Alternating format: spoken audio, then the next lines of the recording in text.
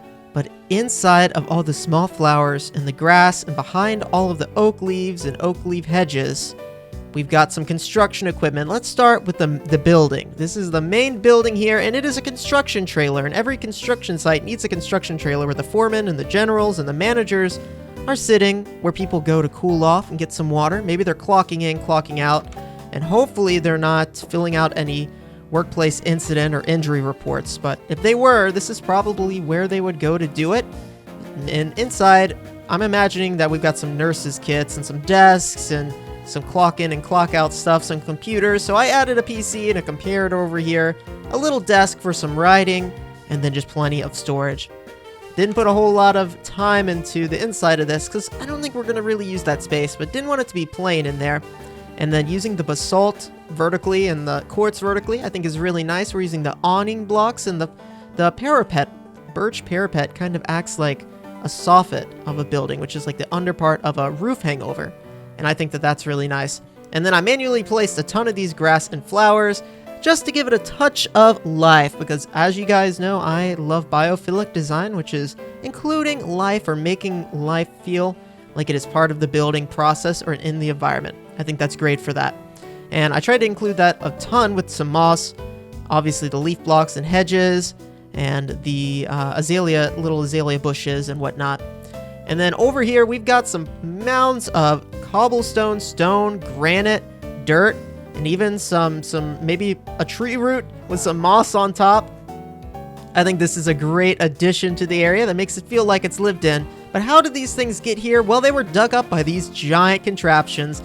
Let's start with the littlest over here. We have a little, I think what would be called like a cat. A caterpillar is like a common brand of excavator, and this one is one that's really made for pushing stuff around. And I kind of came up with this one more of myself. I saw a few pictures online of stuff that I kind of liked, and just went with some yellow concrete, some chipped yellow concrete, some of the stone blocks, some deep slate. And it's kind of tough to create these real life, machines or mechanisms in Minecraft, so bear with me as I did the best I can with the palette. The closest, I could have went with like a bamboo wood, I guess, but I think the birch wood and the yellow concrete is fine, and it gets the point across. Ideally, the stuff is yellow concrete stairs, which I don't think we have in this pack, but I also like trying to build within the vanilla pack, so hopefully, you can pause the video if you want to choose some inspiration, build this on your world, take some screenshots, and recreate this thing. I think the trick to building machinery like this is adding in a lot of detail that look like handles or like chains, things like that. And of course we have chains, but we also have like the fence gates and the fences and the ladders, the levers, the iron trap gates. All these things kind of help add little detail to the build. And then after that, we got this giant one here, and this is inspired by a picture I saw by Tagamtant on Planet Minecraft, and this is a giant crane-like excavator. And this thing, look at the bucket on this. This thing is going to be moving some dirt. I'm telling you, that's how everything got here. Again, yellow concrete, some iron bars. We've got a little antenna on top. A place in here where someone's going to be sitting and operating the crane with a PC and a lectern in there. Giant tread of wheels here at the bottom with the deep slate variants. Oh my gosh, this guy just spawned. Hello. And of course, again, blackstone, the parapets as a trim. Super nice. I love it. Love how it turned out. We've got some of the chipped crates scattered throughout, which I think are a nice addition of any place. If you go to a construction zone, there's barrels and there's chests and there's crates and stuff around holding supplies. And then over here, we've got another small crane. Lots of details, the lightning rods, the levers, even the signs on this one. But same material with the yellow concrete and the birch. This one is just a little bit smaller. I liked the use of observers here. I saw this on a picture online, and it looked really good. It kind of does look like a track that a crane like this might set on, or an excavator like this might set on. And as the sun goes down on our construction zone, I am pleased to say that this area is almost done. Of course, a few things here and there, including some trees that kind of got to go in, and a little bit more landscaping in this area. But I am just so pleased with how this area has just been given life overnight, really. It actually took me a few days to do all this, but yeah, it just has suddenly just gained so much life, and it has elevated this area and the story that's being told here on the server so much. And we're going to be putting this construction equipment to good use. If you take a look here, I've got a bunch of construction gear that we're actually going to place down Yes, I've been busy. I've been busy getting a ton of books, obsidian hammers. I've got some pickaxes, enchanted books, and we're going to be putting that stuff to good use in the upcoming episodes as we do some more construction and architectural uncovering quite soon. Of course, we're also going to be mingling in some Cobblemon and Pokemon stuff, so hopefully you guys will enjoy. Anyway, I'm going to call it a day, and I guess for this one a night, and I'll catch you guys in the next episode here on the BattleCraft SMP. I'm sure you guys know I do love building, but I also love fishing for Pokemon in the new update, and so when I got an invitation from Peeporp to enter a Magikarp tournament, I thought, you know what, my hours and hours of fishing is going to come in handy. Also, I just seen some new videos released with some of the mechanics, and now that the mechanics of the fishing are out, it's a little bit easier to catch what we want to catch. So, let's do a little bit of fishing into episode 9. A wild Magikarp appeared. A Magikarp tent for the Magikarp Jump Fishing Tournament has shown up in Spawn Town. This was organized by Peeporp. Let's don our fishing rods, get our bait together, and get ready to fish to see if all that practice I've had in the wilderness will finally pay off.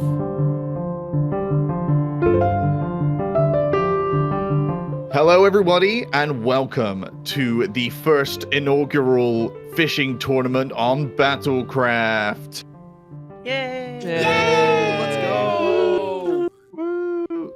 We are going to be, surprise, surprise, doing some fishing today, and there will be maybe a prize or two, some that I haven't figured out yet, but we'll get round to it. I will lay down the rules right now. Is the runtime will probably be we'll go 40 minutes of fishing time, and there are different points for different kind of things that you can fish up. So you won't get any points for some random junk. Minus points for bowls. No, I'm just kidding. So if you fish up kind of any Pokemon, that's 1 point. Magikarps are worth 2 points. Patterned Magikarps are worth 5 points. Gyarados are worth 10 points. And shiny Magikarp is worth 50 points because it's very it could be very rare. You can catch as many Pokemon as you would like during this time. However, at the end of the competition, only 10 will be counted. So you will have to pick your 10 best Pokemon to be counted towards your point score, and whoever has the most points will win the competition. If you would like to follow me down to the competition area across the bridge. Will you follow me back? Follow for follow? Oh, that took me back. That took me back to 2011. So we've got different stations here. You can all choose your stations. And you've got barrels as well if you want to store any of the junk that you find. Very good, very good. Tell us when we can start. I think we're all ready to start fishing. Everybody at their stations? Got my station. I'm ready. I will also be participating, but I will not be counted in the final score. Got my timer? 3, 2, 1, fish! Yay! Fish time. It's like watching paint dry, isn't it? No, So this is... we- We're going. If it's not a Magikarp, then we don't get points, right? If it's not a Magikarp, you get 1 point per Pokemon. Can you evolve the Pokemon you catch? They do not count. If it's it has to be a natural spawning Gyarados. Okay. I would like to let you guys know how dedicated I was to trying to find a shiny Magikarp. I don't think I have that one either, though. That one's going in the pond. No. Oh, you got a pattern? Woo! Yeah. Nice. I'm still patternless. Skill issue. It is, dude. It is truly. Oh! Wild Gyarados. Oh, God. Oh, nice! Oh no. Be caught, my man. Stay cool. Oh, it's level 50. Oh, it's gonna be a struggle. Wow. What's level 50? The Gyarados I just caught. Oh boy. Or I'm trying to catch. Oh, you caught it? I'm trying. Prism scale. I think I can get it. I'm going to get so much leveling up done. This is going to be awesome. It's Got genuinely a really nice way to grind. Nice. Well done, Jblader's the one to watch. Not Yeah. the other. Oh, the second Gyarados. Level 53! Oh my gosh. God. My Jblader. goodness, what's happening? Skill issue, remember? Yeah. Are you using berries to get flying Pokemon? Is that what's happening? I am not. Got it. Oh. Nice. That's his Wow, tactic, that eh? was fast. I'm not using that berry, but that is. I did think of that. That was a good idea. I don't think I have that berry. I haven't done berries yet. Red I think- Stripe Masculine. I think this is just a really good station. If you guys want to trade stations, I'll swap. I think it's the new skin. Yeah, it's the. Yeah. I'm dressed for the part. Yeah, they're dressed to impress, and these fish are impressed. Battlecraft Casey, plays there is, dressed to impress. I would unironically love that. What about a shiny other Pokemon? Ooh, Rob, No. Like 25 If it's points? a No, nothing. Wow. Did you just No. you just fish up? But Did you just but No? I want to get excited. I mean, it's I got bragging another rights. pattern one. I got another pattern one. Oh man. It's so pretty. Oh, that's a good one. Paralyzed it. Casey and I, we have the loaded spots. We're cracked. Cracked. Absolutely correct. There's like something in the water there, literally. Tactics. What's everyone using? Is everyone using berries as bait? I'm using what's everyone berries. got going on? Uh-huh. So Yep, I'm I'm using using passion berries, Interesting. What do they do? which just get water Pokemon because I don't Oh, want just to water. spawn any Grimers in. That's fair. That is fair. What's everyone else using? I've got citrus berries. Rod. A secret berry. I'm using lumberries that increase the dragon Yep. type. Yep, that's Oh, that's Okay, the one I fine. I'm use. using Dragon the egg lum move. berry. I'm using Never the, mind. Yeah, uh, Liv, power you of can't keep the friendship secret. I on my planted a end. ton of them. You can't keep the secret for too long. What's the It's timer okay. looking That's like? annoying. How long has it been? We've got 30 minutes left. Okay. Oh, Wow, it's been 10 minutes No already. Magikarps yet. Time flies. Oh. Somebody almost killed the Gyarados. Oh boy! Another level 50 Gyarados. Gee, what's happening, JV, with all the JB, the Wonder Boy. Oh, great. Guys, It's I've no been fishing my whole no life. shiny That's the Gyarados, is it? secret. This is no Lake of Got the Rage. Gyarados. I think I told you guys my dad has a fishing YouTube channel where he does fishing tutorials. Yes. Aww. So that is That's that is how I'm so good at this. There it is. It's in my blood. Yeah. Loud. You might want to go get that checked out by a doctor. What has Oh, this guy got? I love that Toupee pattern. Oh, He's shoot. got this little toupee. I actually, like, surprisingly, am like quite good at dress to impress. It's Like, fun. it really annoys Oh my wife. boy. Gyarados number 4. Ooh. Well, Oh my god, What? JB! Winner who's winning. And I got the critical capture with it. Let's go. No. That is absolutely crazy. Look, if What'd someone you wants get? to switch spots, I'll Don't- switch spots. But don't worry, guys. We still got 25 minutes, so JB can capture Oops. another 5 Gyaradoses in that time. That was my strategy all along. Team Obsidian is here. Hello. oh, Oh, you can't interrupt Oh, us no. now. Why No, not? we're No, you. fishing. We've Oh, got 25 Obsidian. minutes if you fish. wanna want to try If and you want- catch up? Catch fish. Catch fish. I'm gonna catch fish. I'll catch fish. mainly Magikarps. Fish catcher. I'm in. But we're not even halfway through. So if you Bring wanna me try and healing catch up, Yeah, you got a shot. Has anyone show. caught a shiny Magikarp yet? No. No. No. but JB has caught 12 million Gyaradoses. So Okay. Only 10 million. Calm down. Garadai. Oh no. Ew. Ooh, a Nautilus shell. Got 10, Nice. 10 or 12 Magikarp with no patterns yet. Getting No. quite unlucky with that one. Dang. Ampharos. Oh boy. Oh my gosh, JB. JB. Oh dear. I've switched berries and now all I'm getting Nice. is leather. No. Uh-oh, Liv. No. If it knocks out your entire team, I get a shot. Nah, I'm just Fair. joking. I'm Oh, joking. I'm finally, joking. finally, I got a Gyarados. There we go. What the- I Hey. still haven't got one. What the? Oh, it's about to demolish me though. Uh-oh. Bye. Yep. See ya. Farewell. You get him? Come on. Oh. I got him. I got the Gyarados. JB. Yes. How? Whoa! Harp. Yeah, that was something that I forgot. That's just the gotta only be- thing we that gotta I be didn't really prepare stronger. for. Oh, there's a pattern carp just swimming here. Maybe I. Is it the dark one? No, it was Like one with with the just a black little stripes? white on the bottom. Maybe I did Oh, catch yeah. one and didn't notice it and ran away because it was under my area.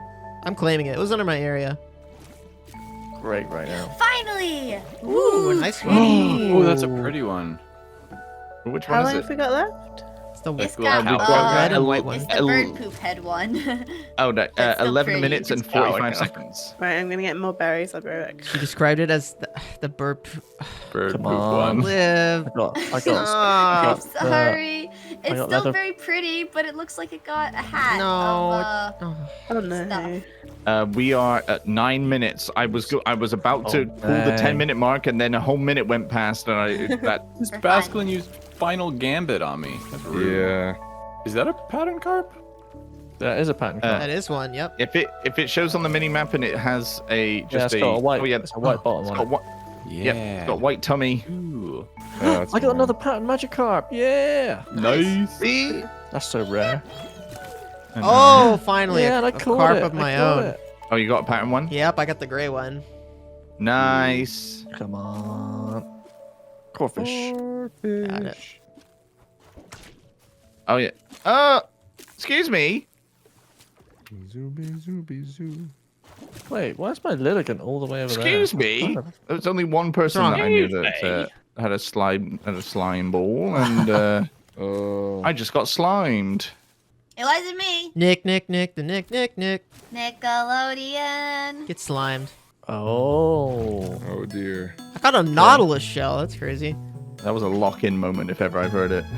Yeah, we're locking in. Come on. I got another pattern Magikarp. Nice. And it's raining. That increases fishing Oh. odds. Let's go. Yay! Does it? Yeah. Yeah, at least in normal Minecraft. Another pattern card, but the Gyarados are worth more, right? Yeah. Yes. They're negative points. Oh, okay, gotcha. Negative points. Mm-hmm. 1 minute remaining. Oh no! The count is on. 30 seconds Oh! remaining. And Oh, The final no, Gyarados. So close. Oh my gosh. No way. I got a Sea King. I'm gonna catch this. Let's just catch this. Grimer! I Why? guess I'm the master angler here. But you need to remember, you need to catch it, remember, in 10. No. 9. No. Eight. I Seven. fished it up. Six. I like this rule. I fished it up. 4, Let 'em 3, have it. 2, 1. No! Contestants, quit fishing. Oh. I'm not technically Your fishing, I'm time catching. is up. Alright. Good job, everybody. That 40 minutes felt like 10. I don't know if that's just me, but that time went way too quickly. Yeah, well, let's collect. Gamers. It's because we're gamers. Let's collect all this junk, and then let's head back up to the tent, and we can count our points. That was a fruitful day. Alright. Guys, great job, everybody, for doing a good fish. Everyone, give yourselves a fish of applause. Nice. So let's go round from right to left. Put the 10 most valuable Pokemon that you have inside of this pasture block, and then we will count up the scores. So Lilith, do you want to go first? Oh. Hell. Oh, Oh, the brown one? Ooh, Ooh. sounds cute. What? oh, gray. My God. I'm that out. It's a That's a lot of line of Magikarp. Magikarp. 3 patterns. 1, 2, 3, 4, 5, 6 Magikarp. So that's 17. And then with the Gyarados, that's 27 points. Let's go. Well done, Lilith. Okay, now, Vert, our late joining contestant. Obviously, you didn't have as much time as everyone else, so... Yeah, I will show you my. You said 10 best, of which Yeah, I 10 have best. 8. 1 patterned Magikarp. Did I already put him out? I did. He's in there. He's like stuck in there because I put him together. It's like the Anyway, substance. here They're that's the mitosising. guy. He's my pattern, and then I have 1, 2, 3, 4, 5 carps, Uh-huh. and then I caught this dude and Uh-huh. this dude. Hey. And that's it. 1, 2, 4, 6, 8, 10, 12, 17. That's Take 17 points for Vert. 37, not 27. 37. 10 for Gyarados, plus 15 for the Magikarp, plus 12 for the pattern Magikarp, plus 12 for the regular Magikarp. That's my bad. I am bad at maths. KC, would you like to step up to the plate? Hello. Show Oh, off- well, show off your I guys. feast your eyes on these bad boys. These bad boys. Look. They're all. Look at them go. Wow. 1. So there's 2, 4, 6, 8, 10. So we got 32? 32 32 points. points. 32 Hey. points. Yeah, I'm happy with that. I'm happy with that. There's some very nice carps. Very nice. Very, Very good, nice. Mr. And Blaze. Liv, show us your awesome fish. Oh. Oh my gosh. Yes, the infinite There There they carp. go. Biblically accurate Magikarp. It's a whole family. Be afraid. Be not afraid. Is it 14? How many Magikarp? We got 7 regular Magikarps. There's one I see pattern right 2 here. pattern. I think isn't it 2 There's pattern? 2. It's 2 pattern? Oh no, 1 pattern. 1 pattern. Never mind. There's 1 pattern 1. Is it 7 regular Magikarps? No, it can't Yeah, be it should be right. 7 Yeah, you're right. regular, 1 pattern, and 2 Gyarados. 2 Gyarados, so that's 20, 39, I Ooh, believe. that's a new high score. Liv has taken the lead. Nice, nice. Can the duck live up to his name and Nope. show us something mighty? Like a duck Alright, to water. Oh. Whoa. A lot of So, patterns. Oh, Five. it's gonna eat me. 5 pattern carp and then a Gyarados. I think it's 35. 35. You didn't catch any other ones? No. Oh, that could have pushed you over the edge. I Quality pulled up a. quantity. Well, I only had like 10 Pokeballs, so I didn't want to waste them. I was holding on. So Ooh. it was a fun Yeah, fun third experience. place, third place, nice and respectable third place for right now at least. All right. Last, Hey, but maybe put me not down. least. Hey, Jblader, put would me you down. please show us all your Gyarados? All right. The fishing gods shone upon me today. Look at, check this out. Shown upon thee. Oh, 3, Wow. 4, Oh, that's 5, perfect. Jesus. 6 my Gyarados. We got God. 6 Gyarados. Oh my Wait, goodness gracious Why do me. these have purple Oh, I eyes? fell down. what do the Yeah. purple eyes mean? Oh, is it male and female? I think it is. No, I because thought it was the whiskers are male and the female. whiskers. Blue I and, asked. oh wait, actually, yeah, it is. Wow. Why? No, because this There's one has different. Why is white there different whiskers and It red icons? says eyes. variation Yeah. registered. Yeah. Do I get? Some of them are Do I different. get? I get bonus points for that, right? I Nope. think you win No? either way. Okay, hold Yeah, on. you- It's like a type Do of you jaundice. need them? I got them, No, I didn't. and then I had. I wanted to show off my So carp because 60 that's what points. this is about. That's what this Yeah. is about. And there we go, 3 little carp. Yay! Wow. Oh, so you With so you 75? ended the round with 75 points, Ooh. which is let's go. absolutely ridiculous. Absolutely Bonkers. ridiculous score. Bonkers Crazy. score. Let's go. Yay! JB is our champion. He gets the bragging rights, and also What about people I will up be. for? I mean, I can. Yeah. So what you got, Mr. Port? I got. Okay, I will. So I got these 2 patterns. That's some good Yeah, carp those right there. ones, though. Oh. 2 Whoa. Gyarados, and then just 1, 2, 3, 4, 5, 6 Magikarp. I think this is literal Gyarados. 31? We all did a very good job, I think. I would like to think that we all did a very good job. However, in 3rd place, 37, it's Lilith. Hey. Yay. Lilith, come up to the stand to accept your prize for now. I will be making fishing badges, much like the Explorer badges that Liv has. I will be making some fishing badges that will appear at your bases. Nice. Nice. But for now, a trophy Yay. for you. Hey, a Billy Bass. To Billy show- Bass. A Billy Oh. Bass. Sadly, do not sing. In second place, it is Live Awesome. Come up to the stand. Oh, nice. Yay! And you also get a Billy Bass. Yay!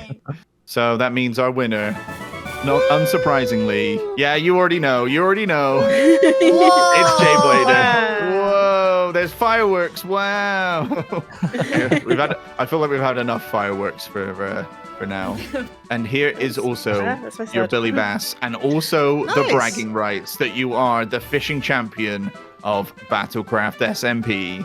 Yeah. All of the hard work. All the hard work in the wilderness has paid off. Good job, everyone. Thank you so much for entertaining me in this and actually coming to do this. It's been great. It was so much fun. Yeah. Next week we'll be doing something a little bit different, something a Oh. little bit more Battlecraft. Well, I guess, like I said, all the time in the wilderness a few episodes ago where I was training to catch the pattern Magikarp, it paid off because now I'm the official master angler on the server, at least here for now. So thank you, Pete, for hosting this tournament. It was so much fun. And thank everyone that was involved. It's great to collaborate with other creative members here on the server and have a good time while we do it. Thanks each and every one of you guys for tuning in today. And just because this chapter's over doesn't mean a new one isn't getting ready to start. Stay tuned, and I'll catch you guys in the next video. Man, look at all of these Magikarp. Ah, yes, they're coming back to the Master Angler because, man, did we have just a lucky fishing day. Had a great time doing that one. And now it's time to do a little bit of building. Terraforming and building is one of my favorite things to do in Minecraft. Creating immersive environments by using block palettes to tell a story. It's a universal language that I really enjoy. It's an art form I'm trying to perfect, and let's see how much of it we can get done in episode 10. The new year brings new possibilities. And to celebrate the new year, a bunch of the server members met up and witnessed a beautiful fireworks show provided by Team Obsidian. But I don't know much about this secret organization. I have a feeling they're up to no good, and we might have to do something about that.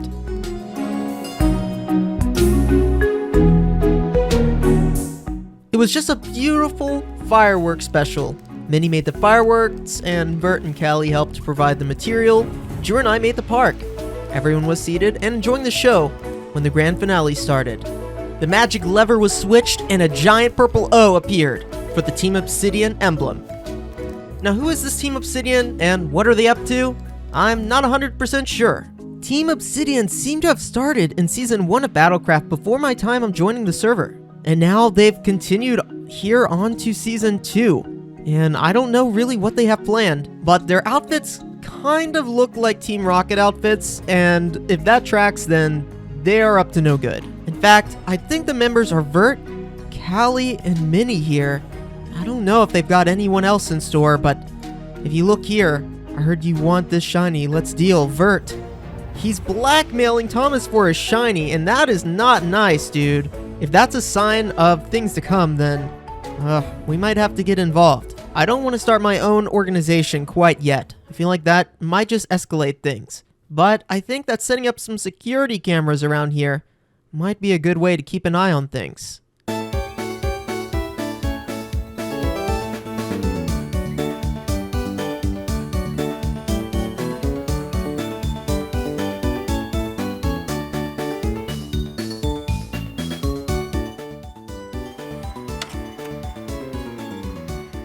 There we go, I've got some security drones in place, and they just look like little street lamps. I bet no one will even notice that we've got one on all of the corners to Team Obsidian's hideouts, so we can track exactly what's going on here. I don't trust these guys. They're up to something. But I don't have a way to test them yet, because I don't have them hooked up to anything. I've got the signal, you can see I've got the wireless signal going out right there, but I don't have it going to anything, so we're gonna have to work on a lair, because everyone's cool, it's got a lair. But before we build that lair, I've been waiting for quite a while to get my hands on an upgraded Tom Simple storage. Once we take out a wither, we'll be able to set up a beacon, which will allow us to access with the remote terminal, which isn't much different than carrying around like almost every item in the game in my backpacks, maybe just a little bit easier. So that's what we're gonna shoot for today. And to battle this thing, I'm gonna go underground. Deep underground, because I don't want to make a mess of our beautiful town here. So let's head underground. Whee!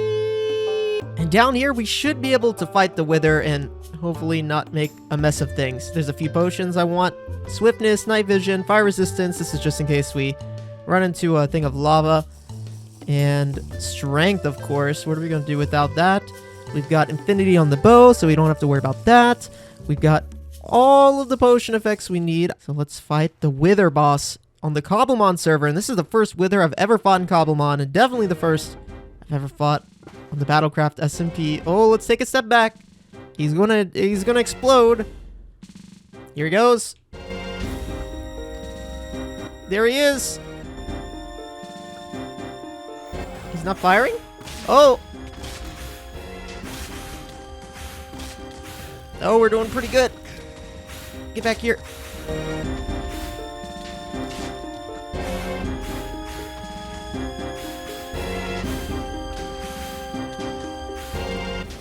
Oh, I'm withered. Oh no, I'm withered. Get back here, dude. Oh, I'm running out of hearts. Come on, backpack. Feed, feed, feed, feed, feed.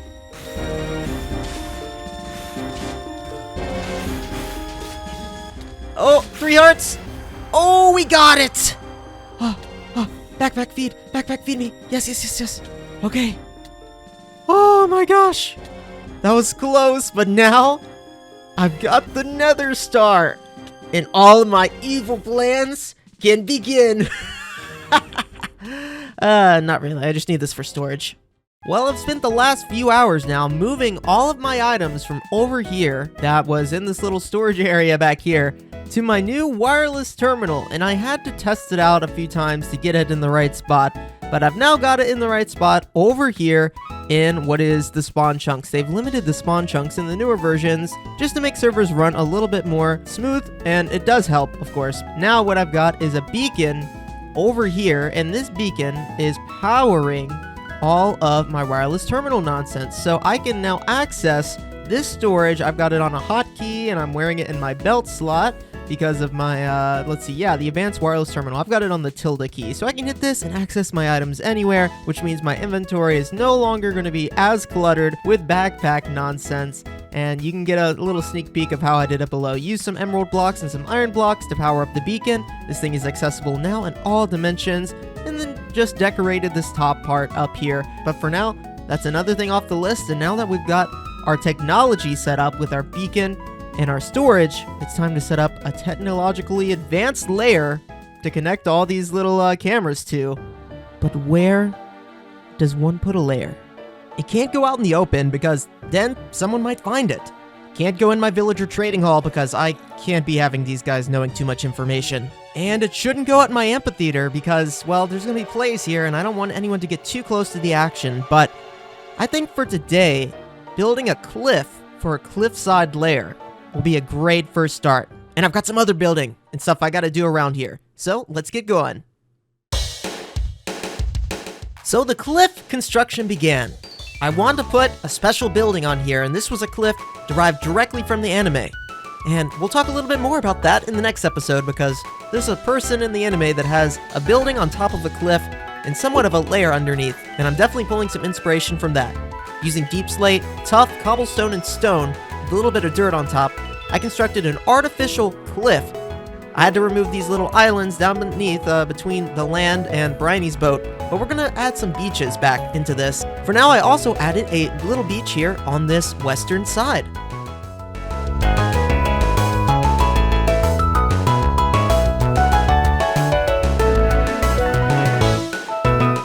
I also built a pumpkin and melon farm to be running while I was doing all this building. This little automatic pumpkin and melon farm is really simple, using observers to detect block updates of the stems, and then using pistons to break the pumpkins and melons, sending them down into the town simple storage underneath, where I can trade with villagers. A few days later, I have a beautiful custom cliff. It's not entirely done yet, but this is a great start where we have plenty of space underneath for a secret lair. But that's enough building for one episode. This takes a lot of time, so if you enjoyed, make sure you subscribe. Let's hop to doing something a little bit different, focusing on some Cobblemon stuff, because if I'm going to be keeping surveillance, I need a surveillance crew. Oh my gosh, guys, my hands are tired from building. What you just saw was days, and I mean days worth of building. And it's worth it because it's gonna equal something really, really cool. And I don't want to leave you guys on a cliffhanger, but we're gonna have to quit for there. And today, I wanted to catch some Cobblemon that can help us in our surveillance needs. Yes, we need some surveillance-y Pokemon, and I actually just happened to see one over here that was used as a surveillance Pokemon in the anime. Voltorb. And we've got a bunch of different Pokeballs that we could be using. I usually just go with the Ultra Balls, but let's actually try something a little bit different today. So the Safari Balls increase the catch rate outside of battle, and they're not that expensive to make, so let's go ahead and make a stack of these, and let's see if we can't catch this Voltorb, and he's going to be our surveillance drone number 1, and we're going to try to catch some other Pokemon that may help us with some surveillance quite soon. There we go, 1 Voltorb, and I already have a bunch of Quilava, I think, but I'm sure other people are going to want starters, and I'm going to be trading at some point, so we'll go ahead and catch this guy too. Very nice, very nice. Oh, that fire animation. Just a quick evolution on this guy, and see if he can evolve from a Quilava to Typhlosion. This is the 2nd generation of starters, and the pure fire type. Ooh, there we go. Oh, what a great animation. Fire on the back, Typhlosion. Really cool. Anyway, let's head into town, and I'm going to keep my eyes out for a few more Pokemon that I think would help me with some surveillance along the way. Look at this amazing build down here by Chespy. And yes, he's got a pasture block with a few Pokemon on the map, including that Squirtle there and the Gyarados. Great building, and I took a look at that on one of my live streams. If you are not familiar with them, then I highly recommend you check them out and try to catch one. I tried to stream once a week recently, and by streaming, I do a lot of cool stuff. We work on little side projects. You may even get a sneak peek on an upcoming episode. So if you're interested, make sure you check those out. I guess you guys could be security guards around here, but I was hoping that I could eventually break their crossbows and just have them be passive, but I AFK'd one day here for like 20 minutes and they never broke their crossbows, so maybe they just have infinite crossbows. I don't know, actually. The spawn town is really come together. You can see the little lamps that I posted last time, and there's some new ones, very quaint ones. I think Peeporp put these in, and they look great. The Wigglytuff Guild seems to be up. Not quite operational, but it's definitely up. We got Peeporp's drums, his bass drum, or starter bass drum, as he likes to call it. Then over here, we've got the pond, now filled with all the pattern Magikarp from the last episode. Looks great. I need a few of these pattern bad boys myself. And we've got a few new builds coming in here. This first one is one by Arrington. He's a YouTuber. Stop by on the server. He plays a lot with Peeporp and Lip over on Channel 64. And I wanted to showcase this place. Mama's Moodles. He's got a milk tank back here. I think he's supposed to have some stuff for sale, but he's got a nice little stall here. Look at the detail of like the chains coming down to the potted plants and stuff. Really embracing the modded blocks, and I knew he was kind of worried about that because he's a vanilla builder, but hey, he did a great job, Arrington, picking up on these modded blocks and putting them to good use. And then next to that is, of course, the Pokemon Center. Now, I think this is an Ender Pearl Stasis Chamber, and if I hit this button, it will send Callie from wherever she is on the server over here. But that is a little chaotic, so I'm not going to do that. But we finally got a Pokemon Center here, which means we can heal up all of our Pokemon when they get weak from battling, and she did a great job with this. Great palette, and a lot of respect for the initial designs that were in the base Pokemon games. Well, let's head into an area where we haven't been today, and I think that is going to be a savanna biome. Although I went to a savanna biome in a live stream recently, I want to head back over there and look for some more Pokemon that can help us keep surveillance in this area to see what Team Obsidian is up to. With that Voltorb, I have 234 Pokemon in my Pokedex, but as you can see here, there's still a lot more that I don't have. So we're going to be spending one day soon just really honing in, focusing on that Pokedex, and we're going to try to knock it out over the series of a few episodes. Let's head to that savanna biome and look for some Pokemon that can help me keep an extra eye out. Who is this? It's a wild mini. I did not expect to find you out here, my man. Ooh, he's looking for the shiny carp. You never know what you're going to see here on the server. Ooh, Oh, a Pokemon I haven't gotten yet. Wild Lapras. Let's see if we can't catch it. I'm not sure if the Safari Ball is the way to go. It does increase outside of battle, but I think the Lapras catch rate is not exactly high. We might have to actually battle this one. If we put it to sleep, we might have a better shot. Oh, the critical catch. And another one added to the dex. Oh, I don't have a Clawitzer yet. Well, let's see if we can't catch it in the same manner. Oh, I don't even need the dive balls. We got it in the Safari Ball with Sleepy Frog. Do you guys remember Sleepy Frog from my Pokemon Salt and Shadow Let's Play? Oh my gosh, the Hypnosis Pokeball combo is just a nasty combo, you know? Well, I'm in a biome that I don't travel around in very often, which is a forest biome, which means there's a bunch of Pokemon that are in here I haven't caught. So let's go ahead and catch a few. Ooh, this is one I don't have. Fumantis. Grass type. We're in the flower forest now, so we get a bunch of really cool spawns here. Critical capture. Fumantis. Oh, wait, is this a Pichu? Pichu is so cute. It's a little baby Pichu. I don't think I have a Pichu. I don't have one of you either.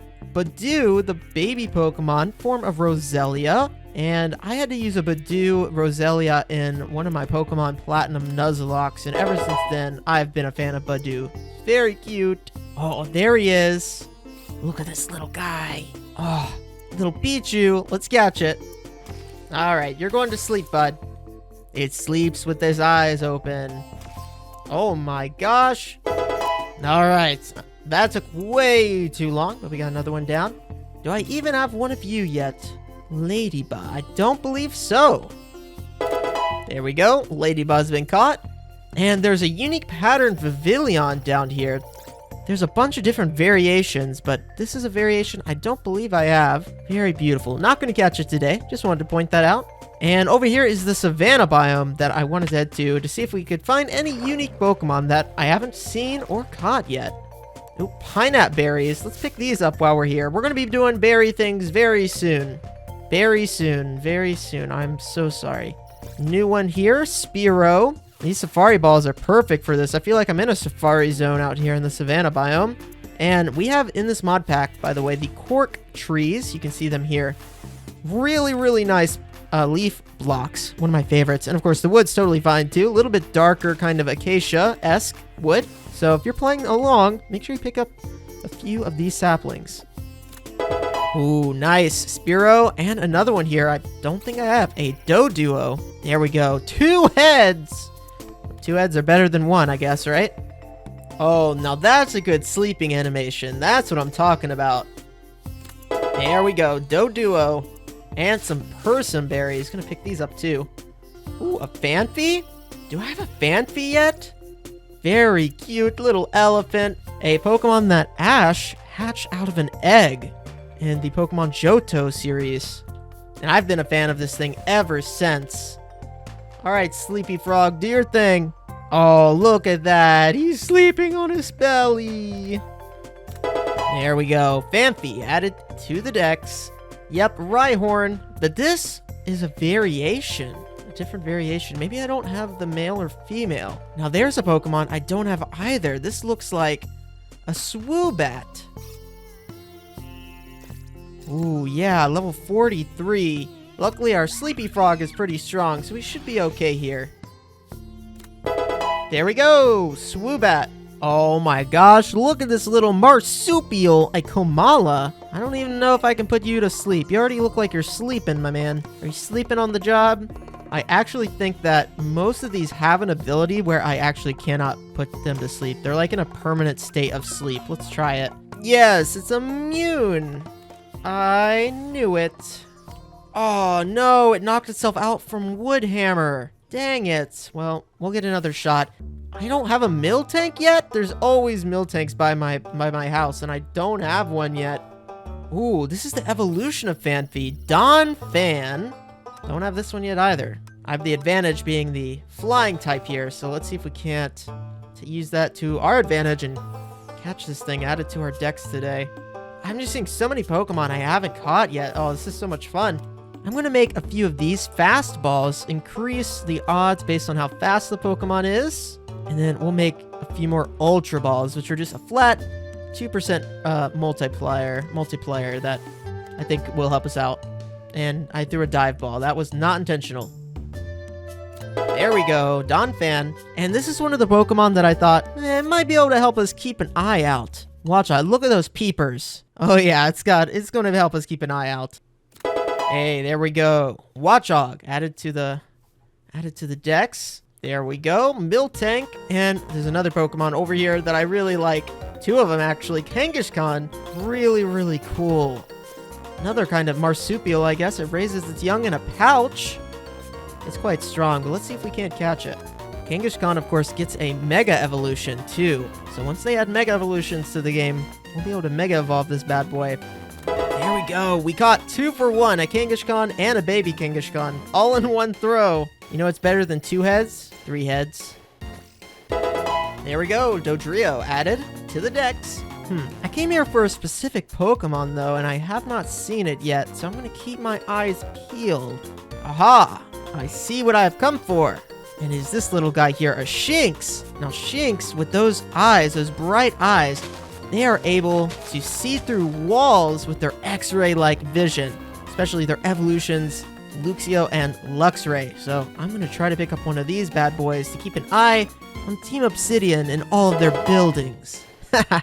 Yeah, we got another one. Another safari-only spawn, I believe. Look at this, a Girafarig. And I don't have one of these yet either. So which one is doing the leading, the tail or the head?